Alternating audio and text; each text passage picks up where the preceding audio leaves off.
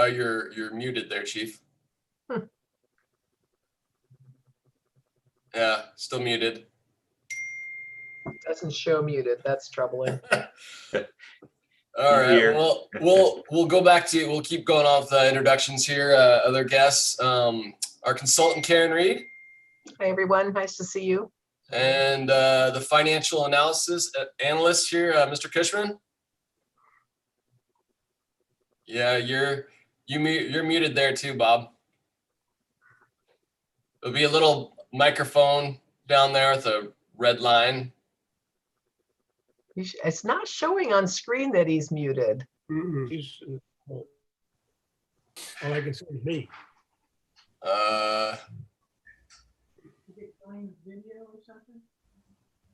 And then we have representation from Local 106, Mr. Cunningham. Yep, I'm here.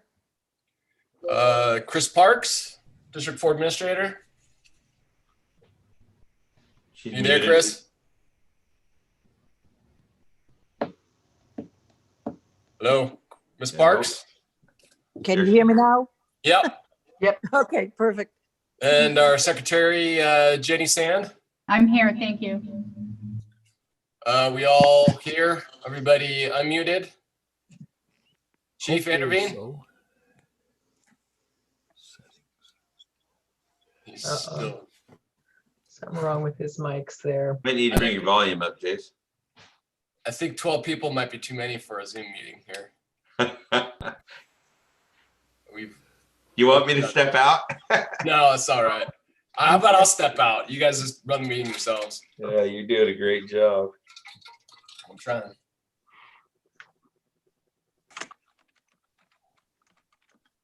Hello. Okay. Bill? Yes. All right, we can hear you now. Bill. Oh, okay. There we go. Okay, great. Thank you. Chief Vanderveen, you're still. Okay. Did you want to go on your phone or do you want to restart the whole meeting? Are you speaking to me, Chief? No, he's. Oh. Well, he's not speaking to anybody right now because he's got a microphone problem.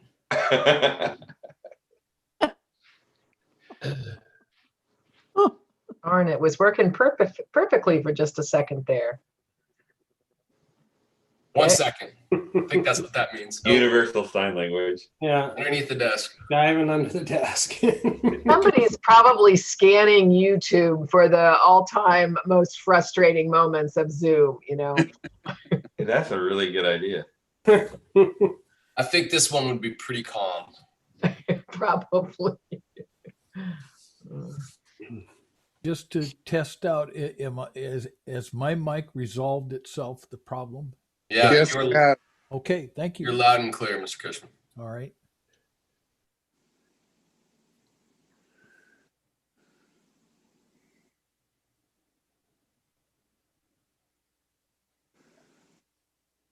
Can you hear me now? Yes. There we Yeah. go. Feedback is still there, but I don't mind it. Let's go with it. Try to keep quiet.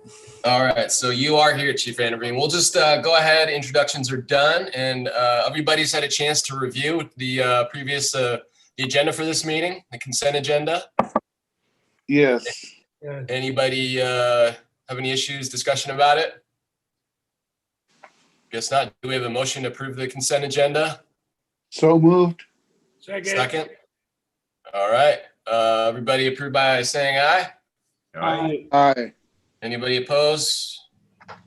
Looks like the consent agenda is passed. Had a chance to review the previous. Everybody have a hello? Is that I think anybody that have was a comment? feedback, and the chief has just turned his mic off, which will probably help. Okay. Let's go ahead. Everybody have a chance to review the previous meeting minutes? Yes. Yes. Anybody have any issues? They want to add any discussion? Nope. All right. Is there a motion to approve the meeting 3 minutes? So move. Second. Second by Mr. Fisher. Everybody signify by saying aye. Aye. Looks like it is passed. And the previous meeting minutes passed, and we'll hand it over to Karen to go with the follow-up on meeting 3. Yeah, this is for me to hand it right back to y'all.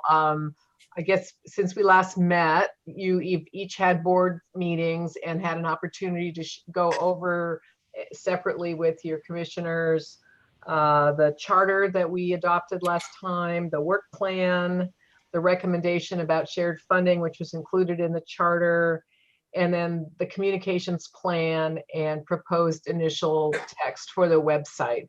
And we're looking to see, just from your sense of each or any of you from having participated in that meeting, they would talk with the respective board chairs. How did that discussion go? Were there any issues, any questions back for the committee, any feedback for us? Dave, do you want to start? I know with District 4, we were real pleased with everything we saw. I don't think we had, very few questions for Commissioner Chamberlain. It looked like some really good hard work went into it already. All right.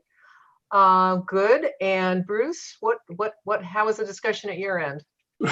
Fine. As you know, 4 of us were in attendance at that meeting. So the 5th, Kimberly was just getting her up to speed, and we gave her an opportunity to provide any other additional feedback. And I have heard none. Chief, did you get anything back from Kimberly at all?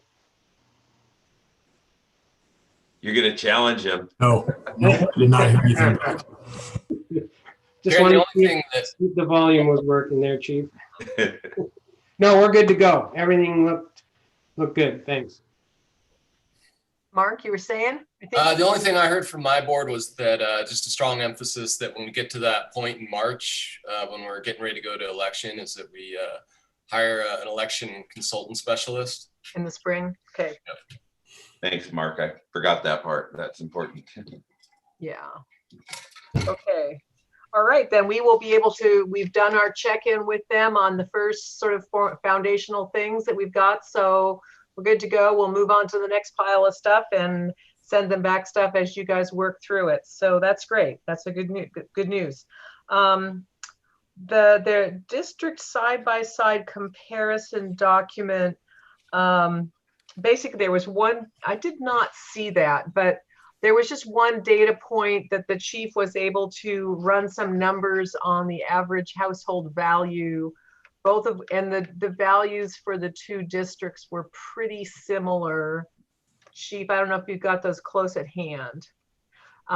They're both less than 300,000, and as I recall, within $20,000 of each other. So that information, if he can find it and share it with us, will go on that side-by-side document. And it's helpful for then when we get to the point of looking at different possible levy rates, you'll be able to sort of eyeball what the annual tax impact would be on households in either district with that information in hand. Chief? So it is page, man, I am just fumble fingers today. It is page 22 of 33 in the packet.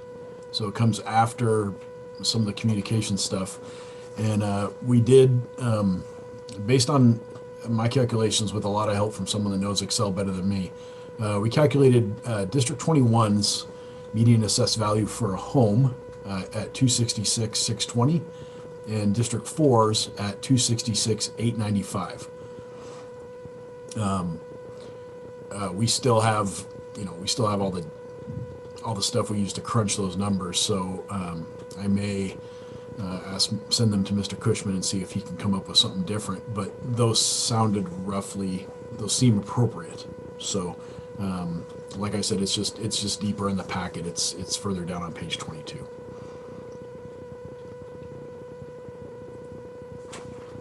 So we'll have that.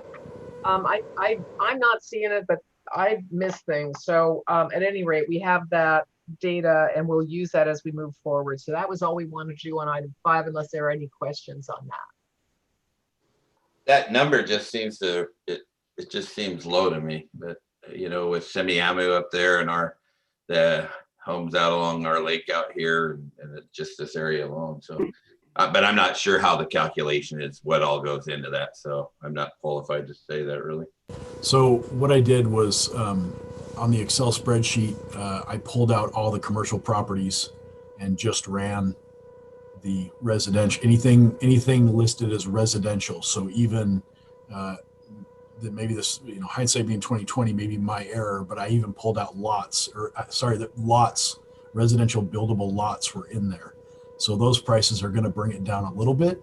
If we just went by current stick built residences, yes, the number may be higher, but I just pulled anything that was residential out and ran the number from that. And is that using the assessor's numbers? Yes, sir. Okay, that Yes, sir. makes sense to me. That's not the appraised values of the homes. It's not I Zillow. got it. I No, understand. I used from the county. Yeah, I didn't use Zillow. So That makes sense.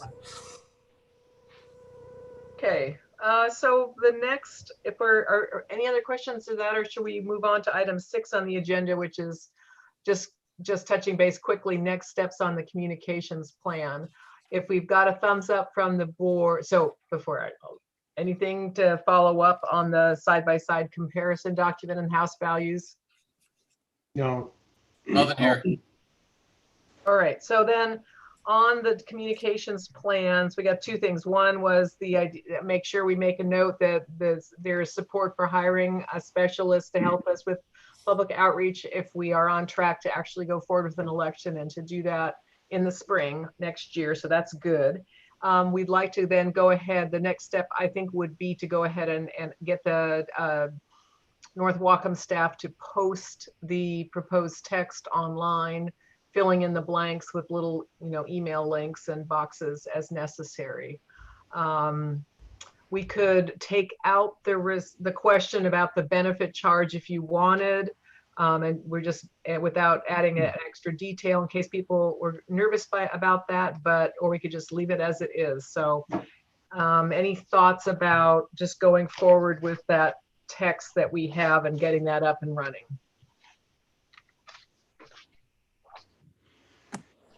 I think as a starter, it looks good. There was a part in there that talked about the meetings. When it said first meeting was August 26th, second meeting was September 24th. I don't know if we just want to state that we began this process August 26th, and then the committee is meeting twice a month, and rather than saying first meeting was this day, second meeting was that day, blah, blah, blah. Okay, let's do that. That's easy. Are folks okay with that kind of a change? Yeah, I think that's a good idea. That'd be fine. All right, we can do that.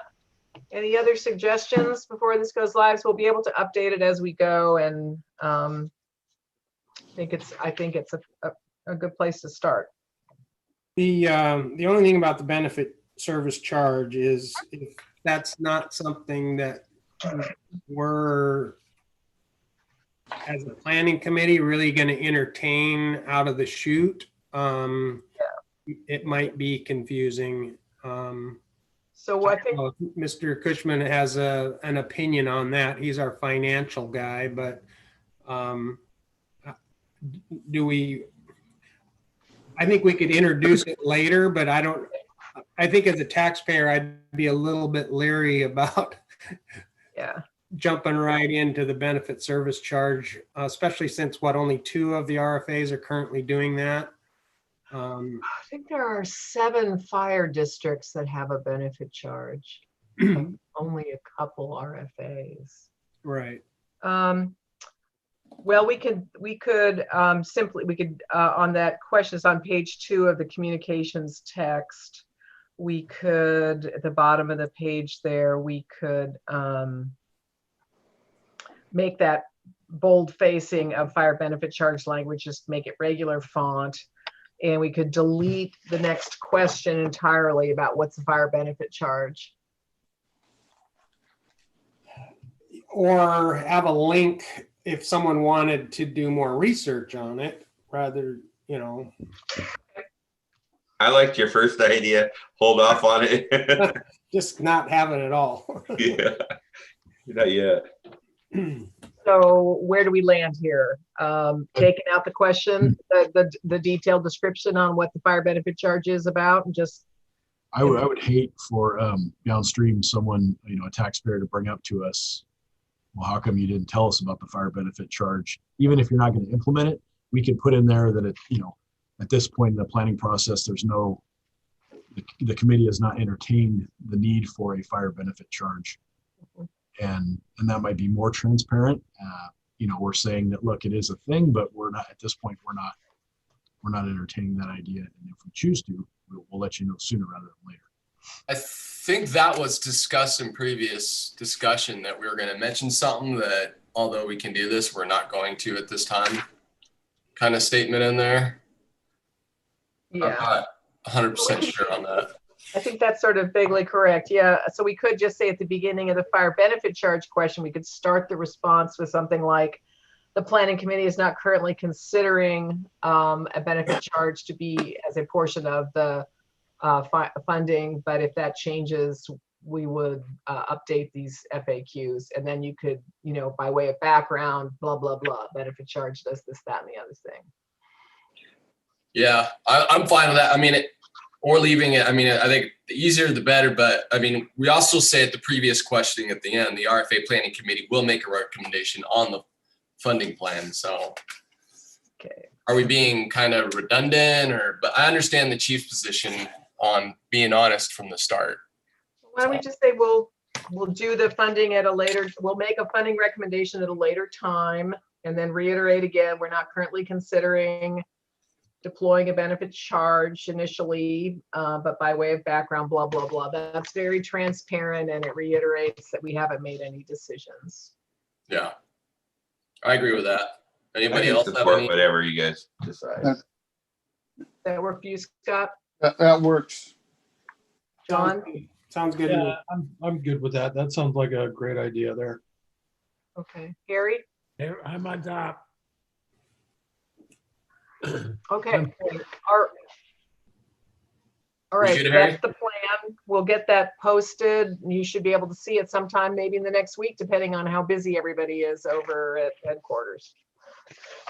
And I'll send a revised text to you, Chief, for them to use. Okay, thank you. So that gets us down to the draft values and principles statement, which is just sort of like a way of saying, if you want to know what we think good government looks like, these are some examples of characteristics of good local government, and that we share these values as a group.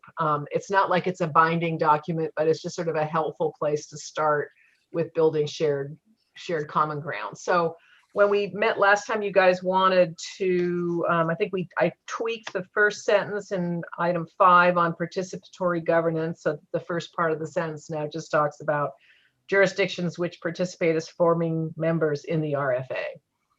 And then you guys wanted to take a little bit more time and think about whether anything was missing here or any wording should be tweaked further, and we would come back to it today.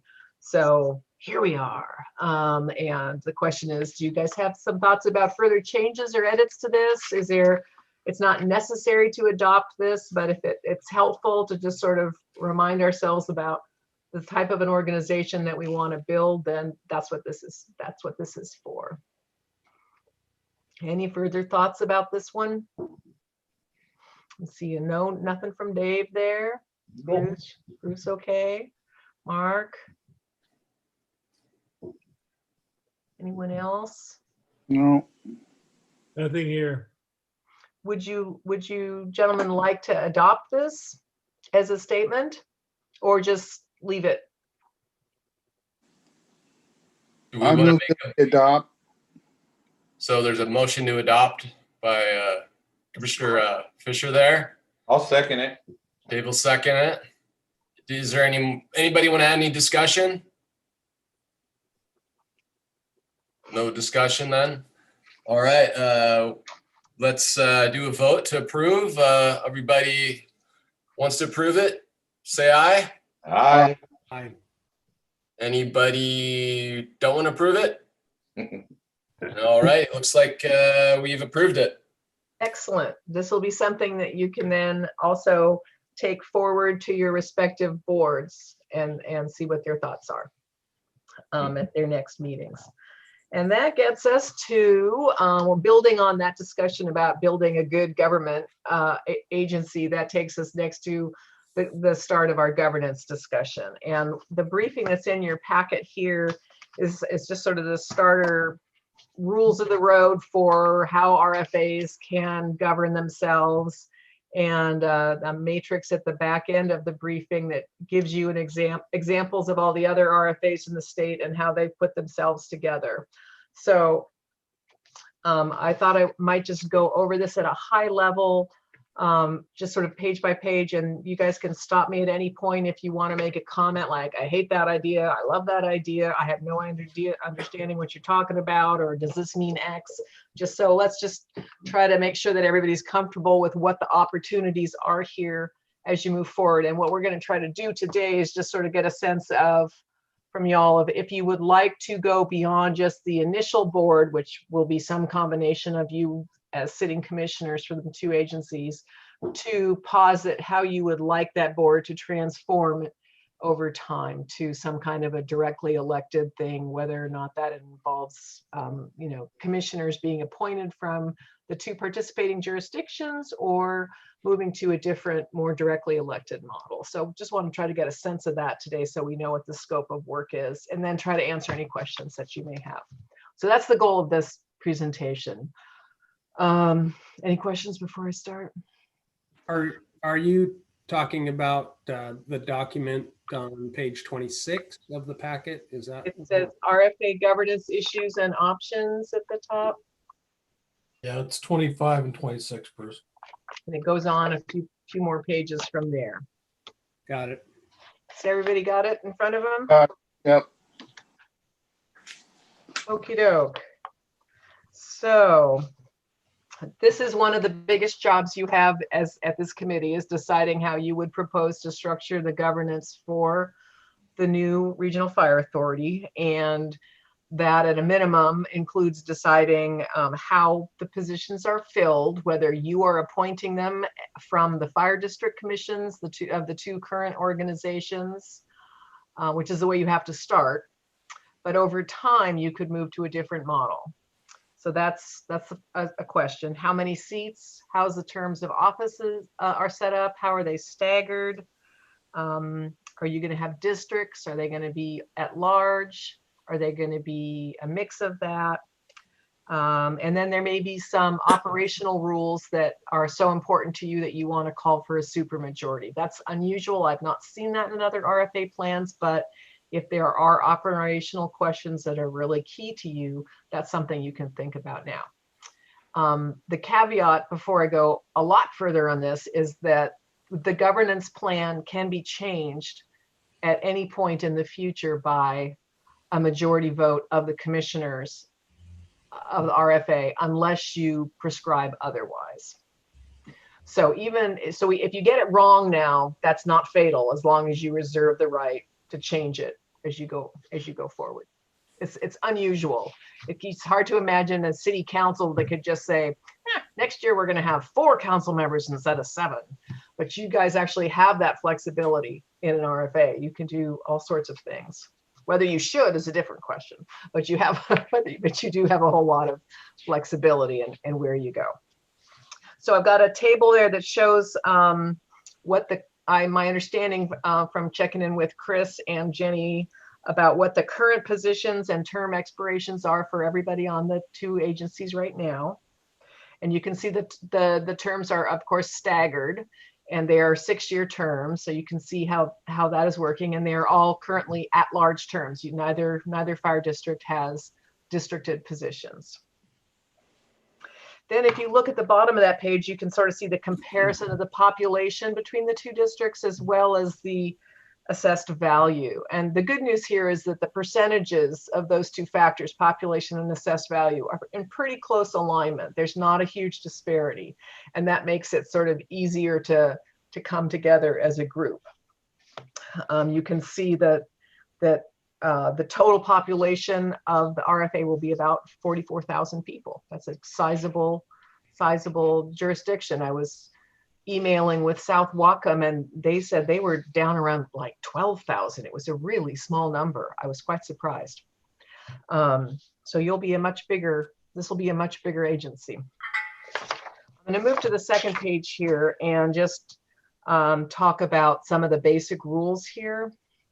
So RFA board members have to be either directly elected by the people, or they have to be an elected official of a participating jurisdiction. And in this case, that would mean either District 4 or District 21. You will have to have an initial board of folks that is just appointed. Some subset or all of you that are commissioners now will need to be, will comprise the initial board of the RFA, because there will not be an election until after the RFA is created. Only once the RFA is created can it call for an election for its commissioners. And since you're on the schedule by law of every 2 years of having those elections, it means that the initial board will have to serve through the end of 2023. That's not too long if you're up and running in the fall of 2021, but it does mean that some or all of you will be doing double duty with being a district commissioner and an RFA commissioner through until the end of 2023. Can I ask a question on that? Sure. So I would kind of imagine, just by the size of the districts, by square miles, you know, by, I guess, is that how we call it, square miles served, that District 21 is much larger in square mileage and area. And so one area that I'm familiar with, because I was involved with the South Whatcom board coming together, was we went to the districts, and where I guess my question is, regardless if we go with a 5-district or a 7-person or a 5-member board, if we chose to go, let's just pretend we went with a 5-member and we had 3 members from District 21 and we had 2 members from District 4. Mm-hmm. If one of us chose to, or Mark and I both live very close together, so it wouldn't make sense for both of us, and Mark's doing such a great job that I would just step aside for him. Is that a possibility if we did it that way? Or do I not have that option of just stepping out because of, you know, we're just going to a 5-member? If you decided that your initial board would have only 5 members and you wanted it to be 3 members from North Whatcom and 2 members from Fire District 4, that's entirely possible. Okay. That's not a problem at all. All right. Okay, so any other questions at this point? And this is making sense so far? That would be along the lines of districting, correct? That would be along the lines of districting. You're right, Mark. But that initial board of where you as commissioners come, as elected commissioners from the 2 districts serve on the RFA board, that's not about districting. There's no districting involved there. That's just Right. That's pick not, a number, pick the allocation, go. you're talking about the first 2 years before it's dissolved. Right. If No we want to, districting. if we want to do that after it's dissolved, after 2023, then that would be districting, correct? Yeah, you couldn't have districting until you were moving to directly elected positions. And there will be no directly elected positions serving until the beginning of 2024. Okay, my question, the reason I asked that question was twofold. When we voted in the South Whatcom Regional Fire Authority, Ron Swanson and I were both commissioners. We had a 3-member board. We were both commissioners. I stepped off because we went to districts, I stepped off, so I was not on the Regional Fire Authority board, but I did have to complete my 1 year. I had 1 more year in my term, where we did have business that had to be approved. It was pretty simple, but I was strictly only a district commissioner at that time. And that was what I was trying to get at, to make sure that You could do that here. It's my understanding you could also have all 8 of you serve on the RFA board if you wanted to in that initial period, but it's perfectly fine to do something less than that. Yeah, I'm good with whatever the group decides. Okay, so again, whatever structure you pick, you can change typically with a majority vote of the Board of commissioners. And that's a right that you reserve to yourself in the RFA plan. And just moving on, so you could change the structure by numbers or districting or at large or however over time. That gives you the flexibility. For example, if in the distant future Bellingham wanted to join the RFA, you'd have the ability to adjust the governance structure to make room for them in some way that made sense for the three of you. So, and or another fire district, or so you really have a lot of flexibility to adjust this to make it work for the partners over time. There's no limit on the number of people that can be on the board, except just really a practical limit. You don't want complete mayhem every time you have a board meeting and you've got 27 people trying to get a voice in edgewise or something. Generally not recommended. And if you look at the back, the 3 pages at the back of this briefing that have the little matrix with the orange bars up top, you can see what people have done across the state. And I thought it might be just sort of instructive to take 2 minutes and look at this. This just is the current governance structure and a little bit, some verbiage about how they started and how they evolved for all the RFAs in the state. Renton has 6 voting and 1 non-voting member. Their structure is probably a little sketchy in terms of 1 person, 1 vote, because Renton is vastly larger than District 25. And they have equally shared the votes, and they are elected positions. So that's a little, but other than that, you can see West Benton has 5. They're using a mix of districts and at large. Mason County started with 8, shrank to 5. They're all at large. The Kent RFA, known as Puget Sound, has 9 members, and those are allocated by jurisdiction.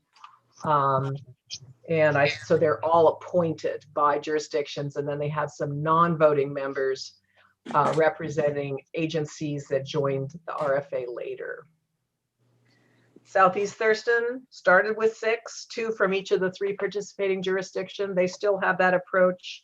And it's districted now, 2 people from each of 3 districts, which must theoretically be approximately the same size, but I haven't checked that part. West Thurston, 6 people, 3 and 3, and they have moved it. They've anticipated going from 3 each down to a total of 5, with 2 districts and 1 at large. South Wacom has 5. And there are 5 districts. So everybody on the South Wacom board is from a district, which is fascinating to me given how small the population of that fire authority is. I'm surprised that they haven't had a kind of a trouble finding folks to serve, but that's the plan they did. Down in Centralia, a 5-member at-large board. South King County, where you've got Algona, Pacific, and Auburn. They've again divided up the seats between the participating jurisdictions equally. So that's a completely appointed board. It's appointed to the extent it's council members and the mayors are considered elected. So it's still a minority elected. So it's okay that it's not 1 person, 1 vote. North County RFA, they're at 7, 3 districts, 4 at large. And Stanwood is annexed in and Arlington is annexing in, and I've been working with them, and they've developed another governance structure to accommodate that. They've actually added 2 districts so they're going to go to 5 districts and 2 at large. There is their proposal. County, Karen? Yeah. Are they going into North County then? Arlington is looking to join North County. They're going to their voters in February. The RFA just approved the plan last week, and it's going to the city council next week. They've been integrated operationally, and they've had some shared staffing positions at leadership for a number of years. So it's not a huge, it's a big deal for Arlington. They've had their own fire district for 100 years, and it's kind of a change in their self-image to not have a fire department. So, but the fire trucks will still say Arlington on them, and that was a big deal. So, the last three here, you see South Beach, 5 districted members. The South Snohomish County RFA, that has 7 members, 5 districts and 2 at large, and then Marysville has 4 city council members and 2 of the 3 district commissioners serving. So you can see people don't pick really huge numbers, but there's a big variety in what people have chosen to do. And that's the nice thing about the RFA statute. You have the flexibility. Okay. You can have non-voting members, as you saw in that matrix. Nobody's term can exceed 6 years. And then something which, if you haven't been aware of this before, it's kind of an interesting system that they have for getting people elected from districts in RFAs. The district elections in the primary, only people that live in the district can vote. And then they take the top 2 vote getters from each district, and everybody in the entire RFA gets to vote who's the winner in every district. Plus they get to vote on the at-large ones. So it's an interesting system. Okay, the one person, one vote principle applies when you have a majority of members of the board who are considered to be elected. If somebody serves by dint of their office, like you say, the chair of the Board of Commissioners of Fire District 4 will always be on the board. He's considered to be elected because that is an automatic appointment. There's no question who it's going to be. But if you're saying 2 of 3 commissioners from Fire District 4, those are appointed because we don't know who those will be from time to time. So anyway, we'll watch out in case you guys fall in love with some structure that is completely violates this rule. But I've given you a bunch of examples that will work here. And so, if we have any questions about it, we'll just confirm it with legal. So you can see that you can do just about anything in the initial structure through the end of 2023. You could all participate. You could have just 3 people participating, anything in between. A lot of flexibility there. And then if you want to start thinking about future board structures, you also could have a mix of sitting commissioners if it was important to you to keep the 2 fire districts in separate legal existence, you could do that. It's a little inconsistent with the story about why we're doing this in the first place, but you could choose to do that. And so you could have a mix of commissioners from the 2 fire districts, as well as you could have all commissioners from the fire districts, but I think you'd get into a 1 person, 1 vote problem eventually there. And then you could mix it up with having people directly elected by folks throughout the RFA, either in districts or at large or all of the above. So I've given you a number of examples of how a 5-member board could work, because 5 was a number that came up a lot in my conversations with you.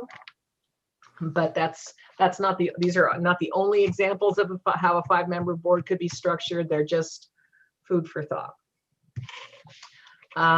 Noteworthy, you can't district just a part of the RFA and not the other. If you're going to do districts, you got to district the whole thing.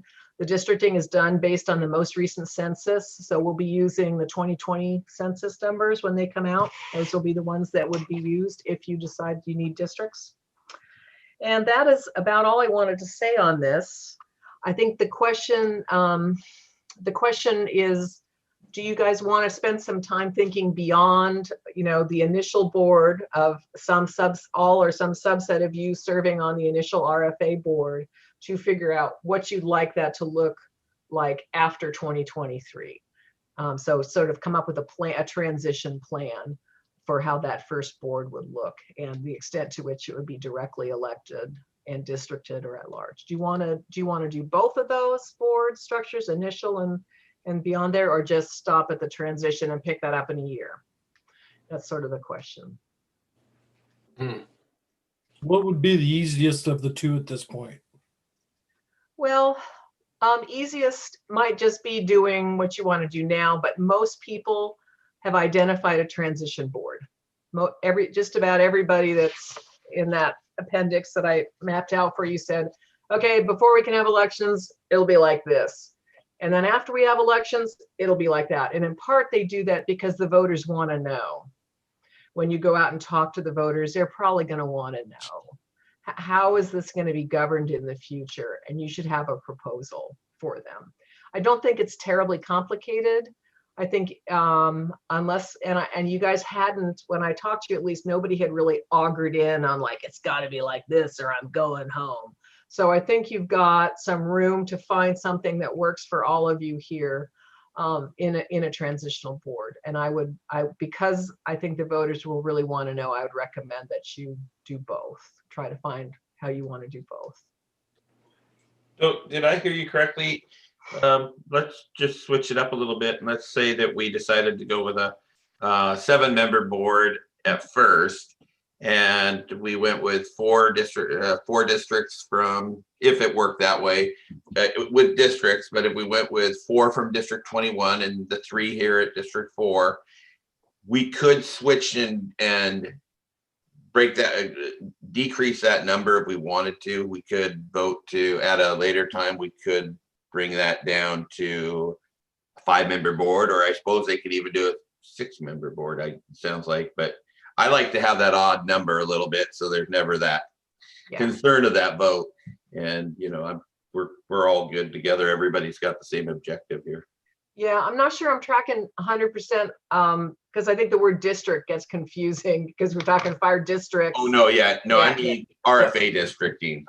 Okay, yeah. So you could, I mean, if you say, okay, we want to start with 7 of us, and it'll be, you know, all 5 District 21 commissioners and 2 of the District 4 commissioners, and they'll serve through the end of 2023. Right. But then in 2023, you would have an election. And if you do districts, any districts at all in your future board, all of those districts have to be up for election in 2023 to start serving in January. You can't stagger the start, but you can stagger the terms of those districts. And you can even say that the commissioners themselves will pick how long they want to serve if you want, as long as it's 2, 4, or 6 years. So you build your staggering into your first election, if that makes sense.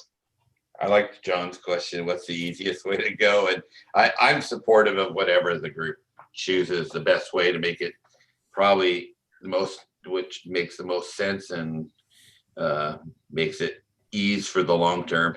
Mm-hmm. So that's my statement.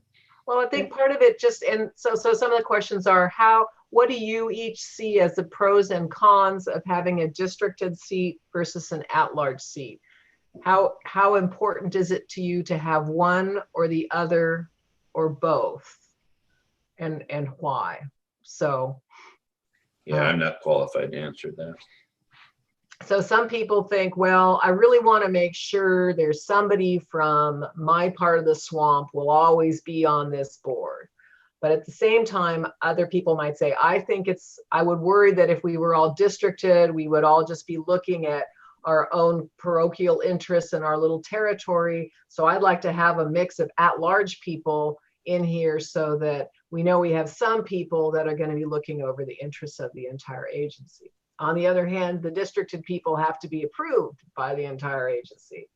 And a district map has to be kept up to date and creates, I think, a little bit more process for you. But so those are some of the things that you hear people say pros and cons about districts. So how important do you think it would be to the voters to know that there was going to be somebody from their area that would be guaranteed to be on the board of this new RFA? So that's just a hypothetical question. What thoughts do you have about that? I think it would be important that first 2 years before the districts are dissolved. Okay. But after that, it doesn't seem so critical. Especially while we're selling the whole program. Yeah, I think after that, I'm in favor of Commissioner Crawford's idea of doing what's easy. And I think having commissioners at large versus commissioners districted is a lot easier. We don't have to keep up districts, and we don't have to worry about whether or not someone's going to run for a position or try to find somebody to run for a position in an area. I mean, we have a hard enough time as it is.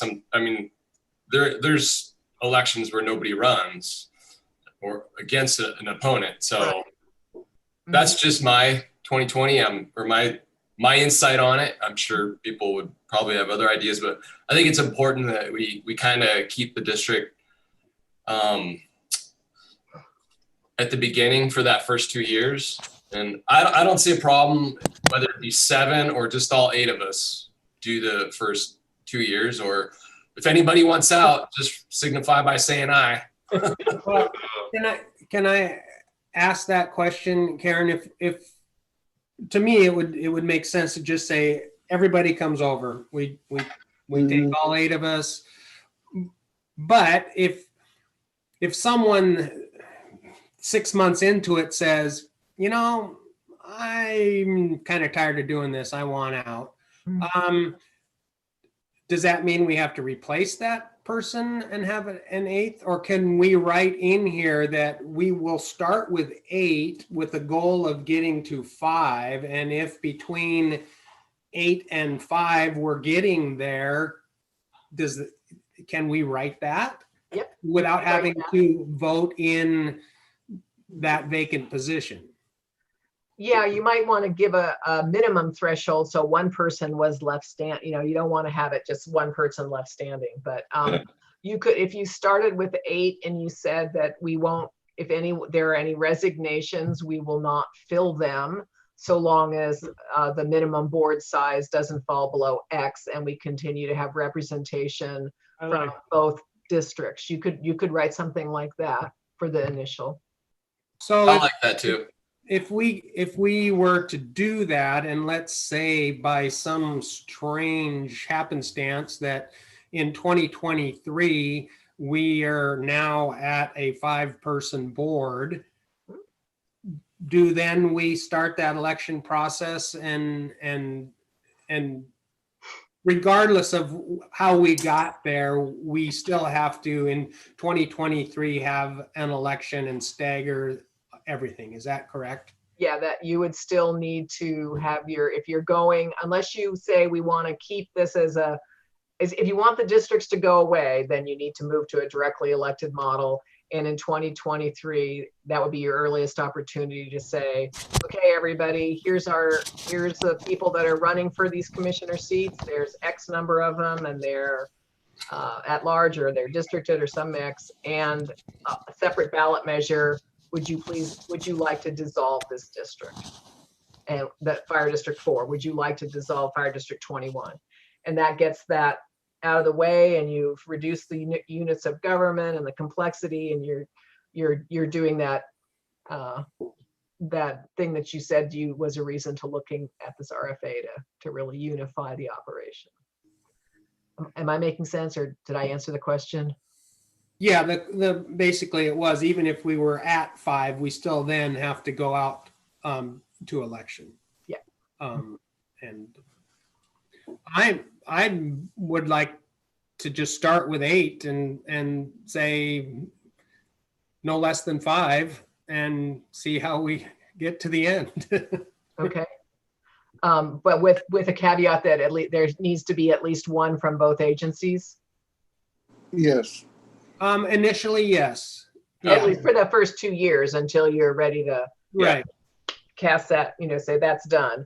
So what else? So that we've got a vote. We're sort of we won't vote on it, but I'll bring back some ideas based on this next time. So, and I'm bring something back where it's all 8 with no filling vacancies, dropping to a minimum of 5 with 1 from each agency as a potential for the transition board that was served through the end of 2023. That would be simple and straightforward and no fist fighting, and that would be great. So then let's think about any thoughts about districts versus at large to follow on from what Mark was saying. I'll just go in the order I'm sort of seeing you. I'd love to hear from everybody on this so we know we're tracking together. Bruce, do you have strong feelings or not so much about districts versus at large in the long-term context? Well, if we do districts, that's got to be equal population representation too, right? Which as people move and we build and add and subtract, I think that would create unneeded issues. And I agree with Mark that sometimes it's hard just to get one warm body. You know, it would be kind of weird if all 5 were from Simiamu. But you know, I guess at some point the voters have to say, well, I don't want that to happen, and they figure it out. I think ultimately it evens itself out over time if the public will figure it out. So I am not in favor of districting. I think we need to keep it as simple as possible. Yeah, whether we say someone always has to be from the in the future former District 4 area, I just think we're going to have a hard time figuring out what that is and who that is and how to manage it. So that's one data point, which I may not have been super clear on that census data.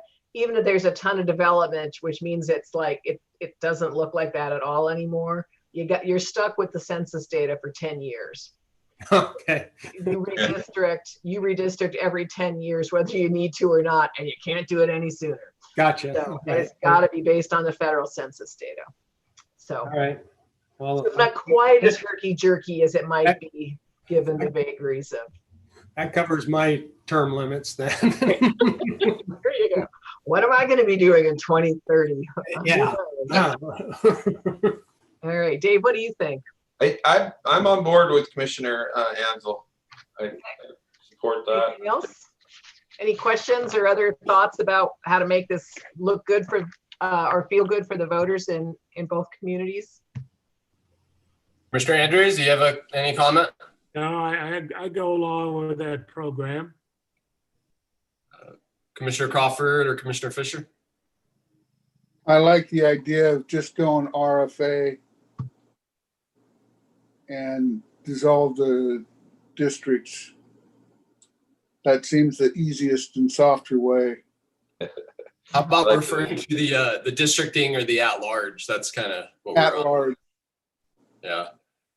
Hey, Karen, so why don't you you just maybe put together either a sheet or an email with some bullet points, what we discussed here today, what people liked, and that thought process of like maybe just bringing all 8 of us into this, into that dissolving period, that 2-year period, and what Commissioner Ansel said about if we go down to 5 and how we go about doing that, and if there's one from each area, from each district, and during that 2-year period, and Okay. you get the gist. Yep, I will do that. My only thing I'll say is that the language on page 3 in that first table talks about the 1 person, 1 vote. First run, all the members are elected. It says the test is only applicable after the terms of office of a majority of sitting commissioners expire. By my read, that wouldn't happen until the end of 2023. So I believe that 5 and 3 will work through the end of 2023, that all of you serving will work. But if I have missed that sentence there in that cell was provided by Rich, and if I have that wrong, I will let you know. Let me ask a question on that though. What does that do with Commissioner Chamberlain's position? And then I'm sorry, but I don't have the last name of the new commissioner, that the appointed commissioners we each have one. Can we get around them where they wouldn't have to run for the next election? Could they be appointed in? So, because your districts will still exist, and they'll still be. I thought I'd take a try. Yeah. So does that mean we'll be appointed again, or we'll have to run? You have to run, I believe. You have to run. All right. And it'll be a short election period, but yeah. And you don't personally have to run. You could decide you've had enough of this, but somebody Not here. If there are 5, let's say we have 6 by then, and 5 or 6 of us would have to run if we wanted to continue on, and then we would decide the staggered terms. Position 1 is for 2 years. Position 2 is for 4 years. Position 3 is for 6 years, etc. Right. Right. You would, and you can actually, you would, when you go to the voters, you will either you'll tell them what the term of office is for each of the positions. And you could stagger those, or actually North County RFA came up with this idea that they wouldn't tell anybody. They would just say, we'll decide ourselves, but it just won't be more than 6, and it will be staggered by state law. And they did that because they had, you won't have this situation, but they had city council members who couldn't run for 2 offices at the same election. So they wanted to have the term set so the city council members could stay on the RFA board and stay on the council by never ever having, that won't work for indefinitely, but they could get themselves a couple of terms by picking the length of their first term as an RFA commissioner so that it didn't coincide, the end of their term did not coincide with their council election date. You won't have that problem unless you guys create a city and become mayor. You should be good to go. Okay, this is great. Any other questions or ideas? I'll bring this back. I'll send it out to you in advance to sort of chew on between now and the next time we meet. And we may be making great progress on this. So thank you very much. If anything occurs, just give me a shout. I'm happy to try to answer any questions there. And that, thank you very much, brings us to the main event today, which is item 10. Item 9 we're going to skip because the subcommittee hasn't had a chance to meet. But item 10 is we're going to ask Bill to share his screen and walk through with us. He's got an interactive model at his end. We sent you a non-interactive model that you couldn't mess with, but you could see what the ingredients are. And Bill keeps total control of this model. I'll just warn you, you can't have it and mess with it yourself, but he's happy to mess with it for you if you tell him what you're interested in exploring. So with that, I will just say, I met Bill Cushlin over 30 years ago when I was a baby bond lawyer, and he was finance director for the city of Everett. And I was so pleased to run into him again when I started doing the work on the South County RFA down in Snow County, which he was working with them. And I am just delighted that he has agreed to work with us on this project. He is the grand master of RFA's 7-year financial forecasts. So with that, Bill, I will turn it over to you and you can share your screen with folks. Okay. I'm going to close the blinds because the sun is glaring in. That's that pesky yellow object in the sky. There we go. Oh, hang on just a second. It's still looking, you're looking pretty stripy there, Bill. Yeah. I hope that takes care of it. Well, that's the best we can do for right now. All right. It's nice to meet all of you. And I guess the saying is, this is not my first rodeo. I've worked with, I think, 15 or 16 different fire districts using this same type of analysis, and been able to assist them in forming RFAs. So I'm looking forward to another opportunity. And what I'd like to introduce today is what I call a strategic financial planning model. And it answers the 3 most significant questions that you can ask as a fire chief or a fire commissioner about your organization. And that is question 1, where are we right now as an organization? 2, where do we want to be, or where are we going? Where would we like to go? And 3, how are we going to get there? If you can answer all of those 3 questions, you have the essence of a strategic plan that will actually work. Question number 2, where do we want to be? Where do we want to go is just another way of saying, what are our goals? So getting someplace is to achieve a goal of your organization. As far as the first question, you have already secured the services of ESCI in 2019, and they provided you with a over 100-page document of where you are right now as an organization. If you read through that in its entirety, you know virtually everything you ever wanted to know about your fire stations, about your fleet inventory, your entire organization and all of its personnel, about your deployment.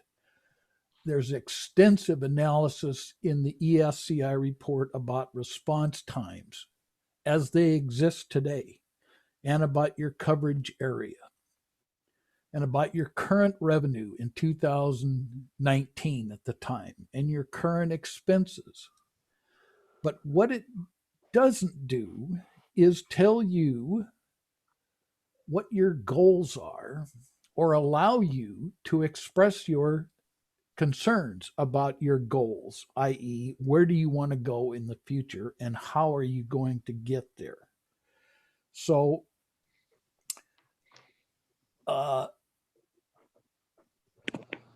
first of all, let's talk a minute about goals. What is a goal? It's another way of saying we would like to acquire more apparatus, or specifically a new engine, or a new ladder truck, or a pumper, or a tanker. As far as equipment, we would like to have a replacement schedule for our PPE, or air packs, or jaws of life, or hoses, or perhaps a new station in the future. These are all goals. But we also have to ask, how are we going to achieve those goals? Generally, that comes down to a question of finances. And that in turn comes down to a question of, do we pay cash? Do we save up that cash in a reserve fund and then use it? Do we ask the voters to approve a bond issue? Or do we issue what is known as councilmanic debt, where you don't have to ask the voters, but at the same time, you don't get to rely upon them to make the bond payments? So you have a number of strategies to finance your way towards the accomplishment of a goal. The other issue is goals require a time element. You can't just say, we would like to acquire a new station, or just say a new fire engine is going to cost $600,000. You need to combine those. We want a new engine. We want to keep the cost at $600,000. And the third element is we want to acquire that new engine in 2024. So again, you have to keep all of these targets moving together simultaneously. If you do, and you have a well-documented plan, you will in fact be able to accomplish those goals in the time frame that you have specified. Now, the one caveat is you can't have it all. There isn't enough money in existence or enough levy capacity to afford new engines, new equipment, more stations, more personnel, all at the same time. But you can achieve virtually all of your goals over a period of time if you, again, have a documented plan or approach to how you will accomplish each one in turn, not all together, all at the same time, but sequentially. You will be able to accomplish virtually anything you want. The analysis that I provide is, as Karen pointed out, interactive. Unlike the ESCI report, it says, here it is, it's printed on paper in ink, it can't be changed. ESCI gave you a point in time.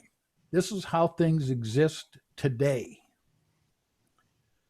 the model that I provide says, here, give me your thoughts. What are your goals? What are your limits as far as levy rates? What is the maximum levy rate you would tolerate in order to accomplish a certain goal?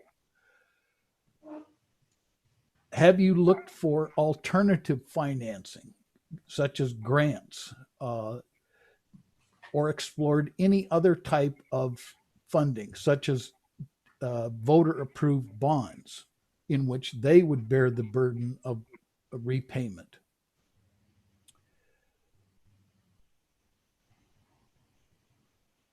The model will provide alternate ways of accomplishing various goals.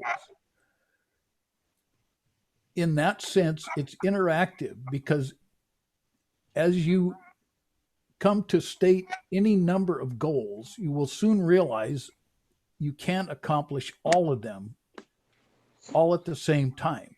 But as you begin to sort them as in terms of their priority, I can provide you with additional analysis that will give you immediate feedback, even including through a Zoom meeting such as we're having right now. And you can make a decision either singly or collectively. All right, we need to postpone that goal for a year or two because we have another goal which has a higher priority. So let me, if with your permission, go through a couple of examples in this model so that we can back up what I'm attempting to tell you here today. First of all, have you had a chance to scan or look at the model which was provided? The Excel spreadsheet model? Yes, sir. Yes. Yes. All right. I wish it was longer.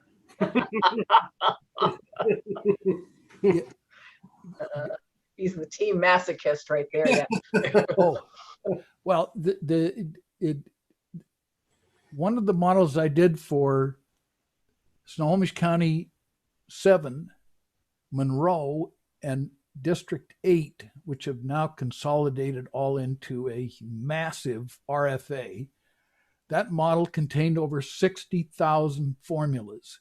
So you can see there is a certain level of complexity involved, but the result is that you will be able to do some very fine-tuned analysis along the way, given the amount of data that is provided. So without further ado, yeah. Karen, go ahead. I said, let's see that spreadsheet. All right, here we There go. you go. Host disabled screen sharing. Okay. We need the chief. Just stand by a second, Bill. All right. This, by the way, is my first Zoom meeting, so bear with me if you will. Other than the test meeting we had yesterday. Yes. You got it, Chief? Are we sharing? There we go. Here we go. Share. Okay. Ta-da. We can see it. Okay. Let's this is called the executive summary. Now remember that this analysis is its purpose is to orient itself towards fire commissioners and fire chiefs and to aid in the communication between the two so that you're virtually always on the same page dealing with the same information. There's no hidden agendas, no hidden data, no applied or reported data that you didn't know about. So in this, we start off right off the bat with your assessed values. And we'll come to an analysis of that in a moment. You then know how much money, cash money, you had in the bank on January 1 of the current year.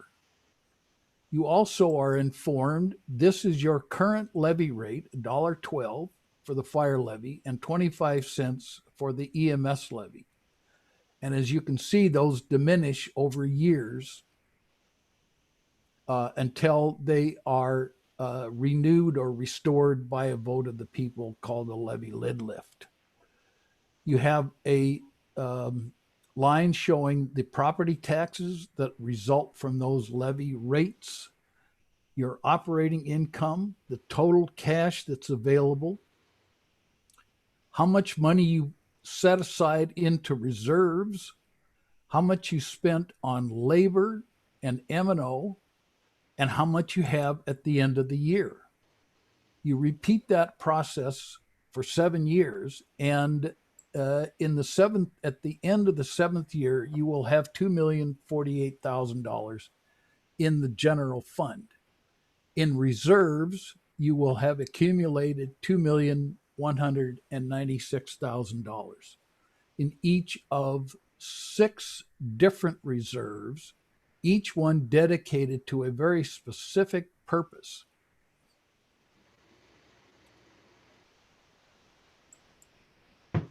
Let's skip that one. Here again is just the bottom line.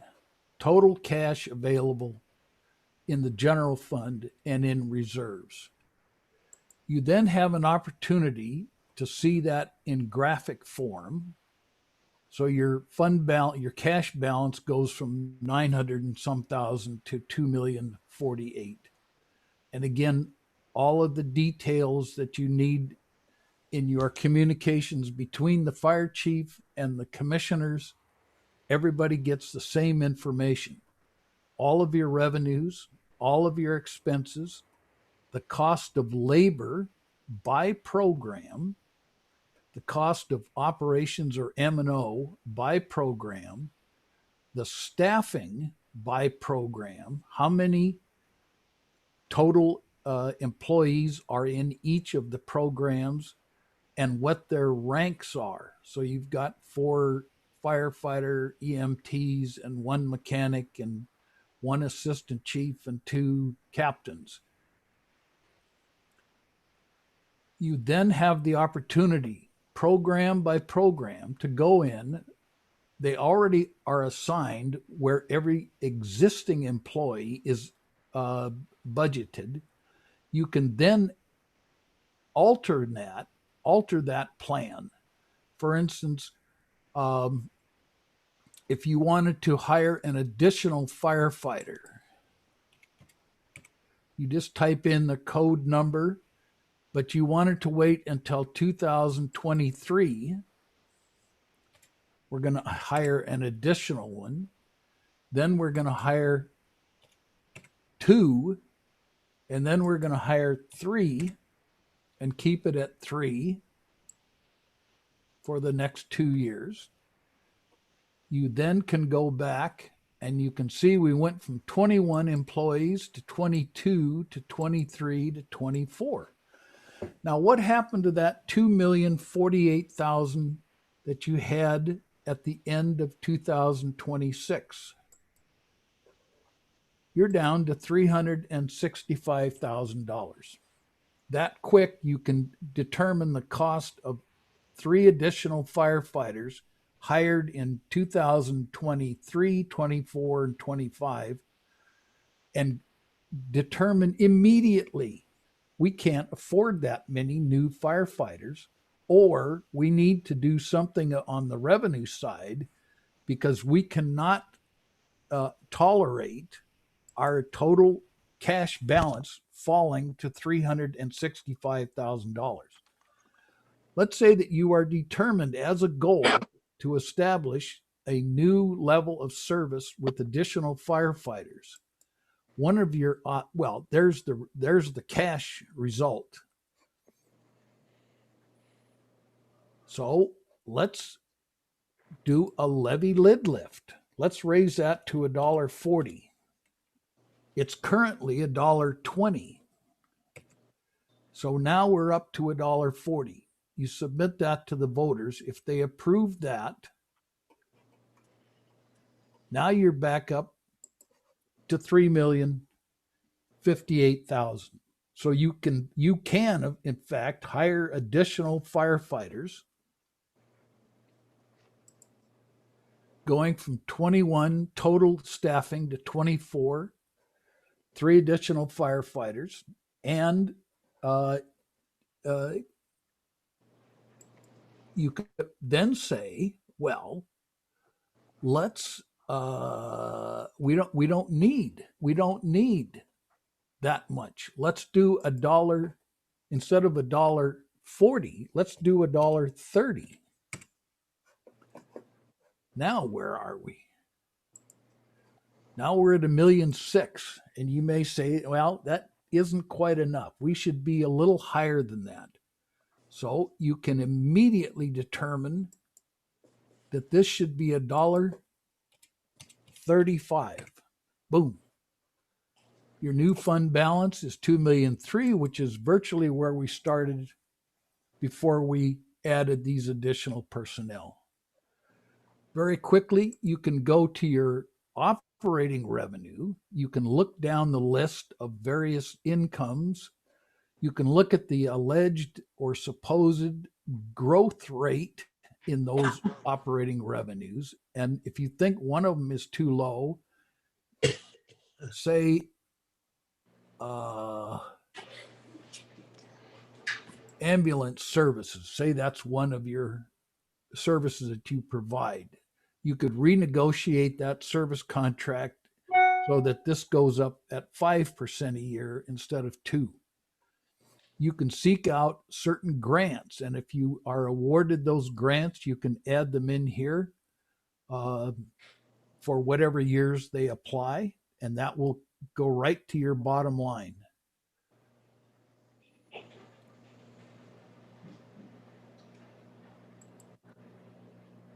As far as the emergency reserve, if you don't have one, you can create one, and you begin by setting a goal.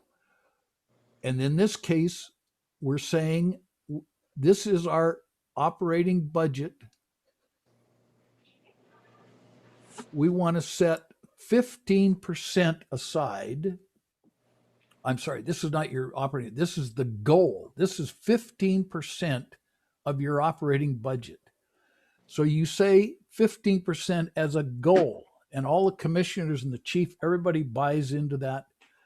And you can see that you still by 2026, you haven't achieved that goal. You're only at 80%. So you could say, well, we'll just reduce that to 10%. Now you have achieved your goal in 2024 or 25. But you say, well, we've achieved our goal, but our goal is too low. We really need to be at 15%. Well, you could then say, where's that? If we have to put aside additional funds, where is it going to come from? Well, it's going to come from property taxes. Right now, your emergency reserve, you're putting $75,000 into it, and you want to achieve your goal by 26. So you can go to your emergency reserve, and you could say, let's make that 90,000 instead of 75, and we'll grow it at 3% per year. You're now at 97% of your goal.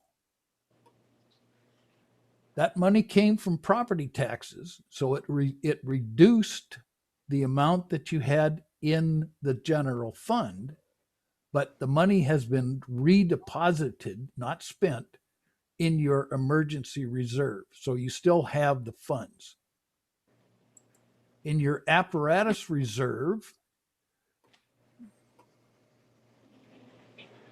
you have a complete fleet inventory, and you can list all of your apparatus, how much you paid for it, when you bought it, and when it's due for replacement. The model will then calculate how much you have to set aside every year and when you're going to spend it, in what year, and what fund balance you will retain after you've purchased your new equipment. Let's say for a moment that this fire truck right here, this engine with a 30-year life bought in 1993 has just worn out. You cannot wait until 2023. You want to replace it next year. So you want to buy it 2 years sooner. So you simply put in -2. That moves it back 2 years to 2021. And again, you don't have to do the math. The model does all the math for you, rearranges your spending patterns, and shows there's still no negative fund balance so that you can safely acquire that new engine 2 years in advance and still have positive cash in your reserve fund. We can do the same thing with the equipment, where you have all of your air packs and generators and chainsaws and jaws of life. Each one has a purchase price, a life expectancy, and a cost inflation factor, and you can change any of those aspects and have it show up in your cash flow. And as long as you maintain a positive cash balance, you're relatively safe to go ahead and change the specific replacement goals that you may have set years before. Facilities, again, here's an example. Right now, we only have in this model ongoing annual station maintenance of about $25,000. Let's say you wanted or needed to re-roof station 10, and it was going to cost $85,000 in 2021. Boom, there you go. $85,000 new expense. But look what happened. You're now $49,000 in the hole. So let's go up and add 49, so that's 79,000 from property taxes. But now it's saying increase that 3% a year. Well, you don't need to. By the way, let's go back and look at our property tax. There's our $79,000 coming out of property taxes, and more importantly, coming out of the general fund. But you still have a positive fund balance, $1,096,000 at the end of 26. So we'll go back. We'll say we were only putting in $25,000 a year. So let's reduce the next year minus 75%. Now, I see we're in deficits. So let's reduce it minus 60%. There we go. We got down to $328, but at least we got through. And now your annual contributions are back to where they were. You've got a positive fund balance, however small. The point of all of these exercises is to demonstrate that the model will allow you to set any number of goals. We can then try any number of alternative revenue alternatives to achieve those goals. Sooner or later, we're going to run into an impasse. We're not going to have enough money to do everything. So then you begin to prioritize and say, all right, instead of 2021 for that roof, let's make it 2025. Now you'll notice that this 85,000 in 21 now jumps out. Let's see if we can find it here.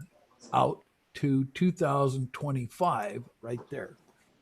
So that will delay that expense for 3 additional years. You can then find alternative if the roof doesn't collapse by 21. You can delay it. So and you can change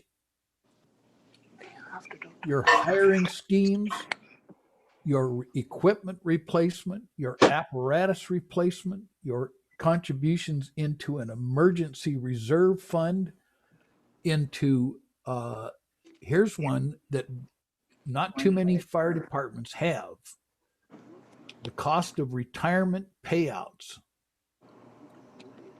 One district I worked with had the ability to save up 720 hours of sick leave and 544 hours of vacation. Now, if the fire chief, with all due respect, decided in his final years before he retired in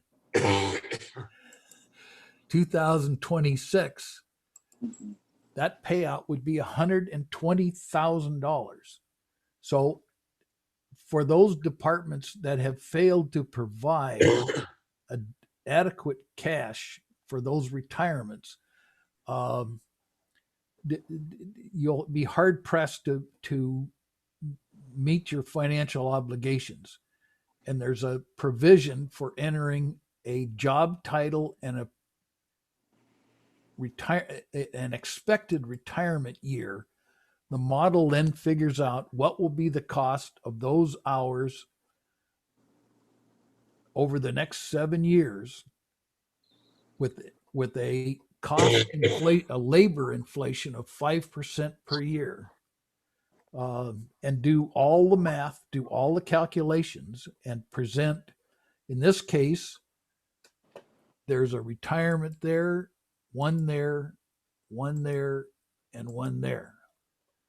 For the administrative personnel and the firefighters, 1, 2, 3, 4, 5. And like I say, all the math is done.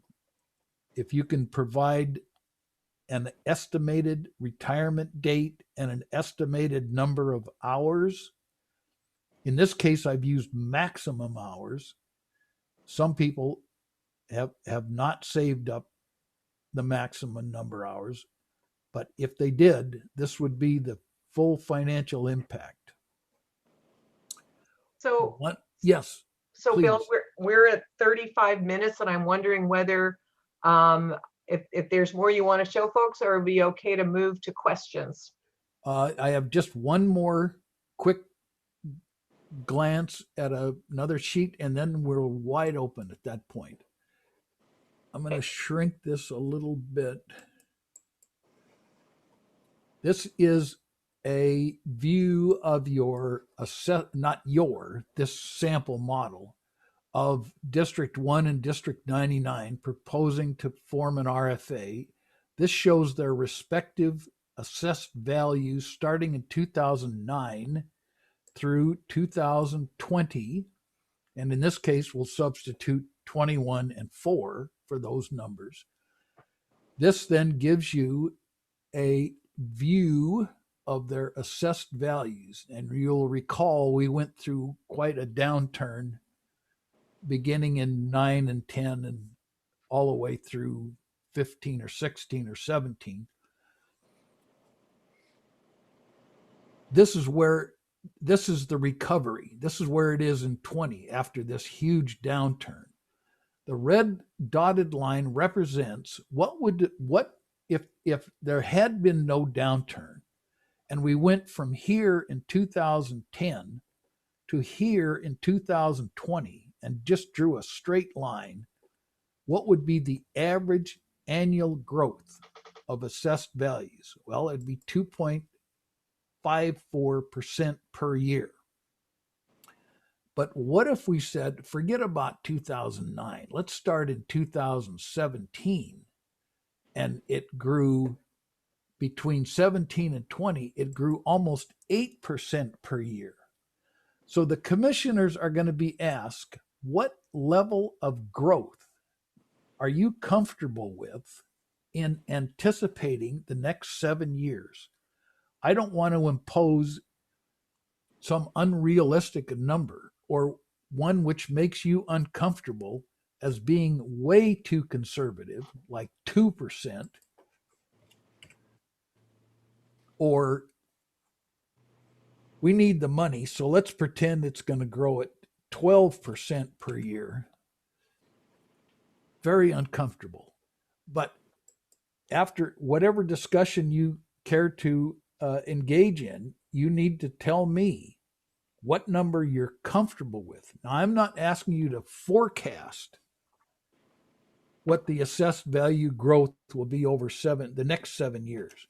But what number can you accept as a reasonable compromise that you're comfortable with?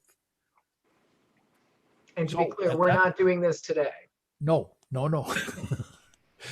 I still have to fill in hundreds and hundreds of pieces of data, which the chief has promised to be provided. So at this point, as you say, what questions can I answer? I think you get a sense of how the work of the subcommittees that are trying to develop a baseline and a baseline plus scenario are so important to the model. So what is the what is the level of assets and people we need to maintain service levels? And if reasonably sized wishes were horses, what additional pieces would we need? And with that data, Bill, and understanding the cost of those various things, Bill can plop those in the model and play with it, and we can see what we can accomplish for what kind of tax rate. That's correct. The whole idea is to provide. You will never hear me say, "Thank you for your new goals. I'll get back to you in a month or so, or a week, or 15 days." I would like to be able to say, let me enter those, and you'll have an immediate response. You can tell within literally a minute whether that new goal you provide is acceptable in terms of leaving you with a certain amount of cash at the end of 2026. Are there any questions for Bill? It's an overwhelming pile of data for sure, but you can get a sense of how powerful it is in terms of helping provide some direction and options. It looks like a great model to me. And since I was one that volunteered to help do that initial wish list, I think it's going to work very well for us. Excellent. Great. Any other comments for folks or questions? Just a lot to mull over. Yes, it is.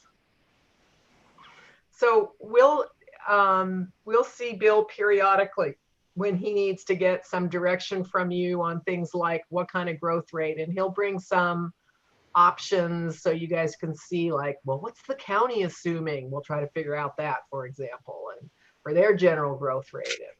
And what's Bellingham assuming for its growth rate? And you guys will have to sort of make a decision. And you can also say, well, let's run it with 2 different scenarios. Let's pretend we're going to just like take fire here, or let's pretend it's going to be a little chill. What's the difference for us? How much flex do we have? So he'll come back periodically as he's able to populate the model with the data that you all provide him. And then we can run through together in real time some scenarios that'll help us auger in on where we want that initial tax levy to be in order to meet what you think is most important to be able to offer to the voters for the service level of an RFA. So, anything else, Bill? Or are we good for now? We are good for now. I am standing by, eagerly anticipating the receipt of certain data And as it arrives, I will immediately put it into the model and report back to the chief the results at that particular point in time. Excellent. Thank you, Bill. Alrighty. That's so amazing. It's interesting to see this thing in work because it is so quick to be able to test a million different things, and it's all interactive. But it's a lot of work for the team to get you that data, so appreciate that as well. If we are done with this item, we are just in the last couple of things on our agenda today. Thank you, Bill. Yeah, Thank you. thanks Let's very see. much, Bill. I think the next thing we've got is future committee meetings, and I don't know whether Chief, you wanted to take that on, and we got Mark down on the agenda here, so I'll step back now. And what do we know about next meeting, possible time or date? Let's see, we had, I think you had it down for the 3rd. yes. Did you just want to send out a doodle poll for that whole week? Thought we did the 2nd. Yeah, we had this. I actually have scheduled the 2nd already. Okay, I meant the 2nd. Sent out a meeting invite for that. But I think the time that you said on the 2nd actually did not work for me. Okay. I responded to, I've got a meeting that I am running from 1 to 4 that afternoon, but otherwise I'm wide open on Monday the 2nd. I just got the 1 to 4 o'clock, which is not terribly helpful. I'm sorry. Could we do a 10 to noon on that day? I could. Keep it on the 2nd, but do 10 to noon instead. Does that work for other folks? No, I'm gonna have to ask Bosman to step in if we do it on the 2nd. We can, that's fine. I'm available. I'm available on the 2nd. I'm available. I think Commissioner Andrews is checking there. Commissioner Hanson had to step out. He had to go to an eye appointment, so I can't speak for him. He's here. Let's double check that. Does that work for you, Harry? Yes, it does. 10 Awesome. on the 2nd. What time though? 10 a.m. Ooh, now that, hold on a minute. Okay.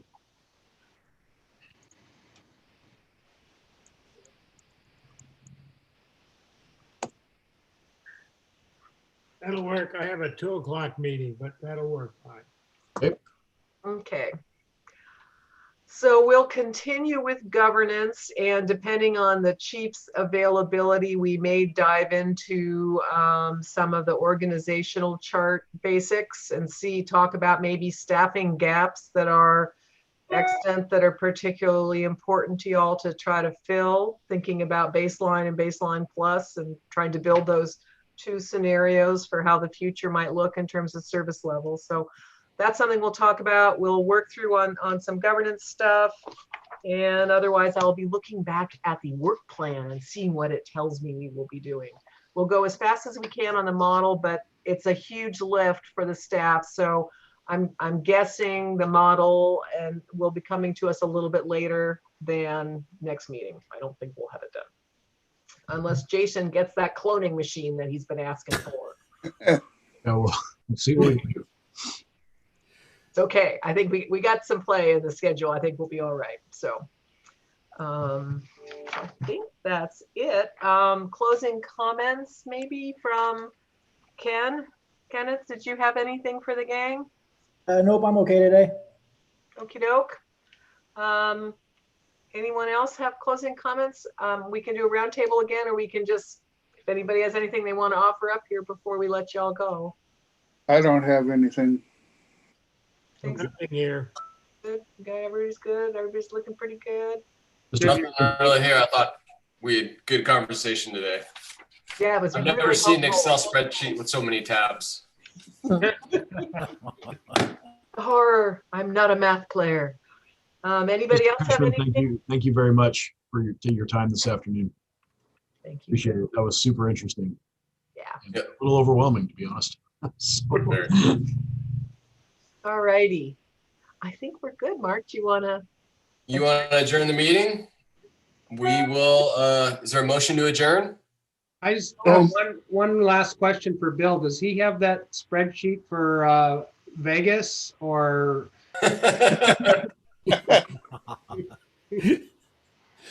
Oh. So moved. So lucky. All right. Scott's made a motion. Is there a second? I'll second it. All right, Harry seconds. Everybody in favor adjourning the meeting? Hi. So pass.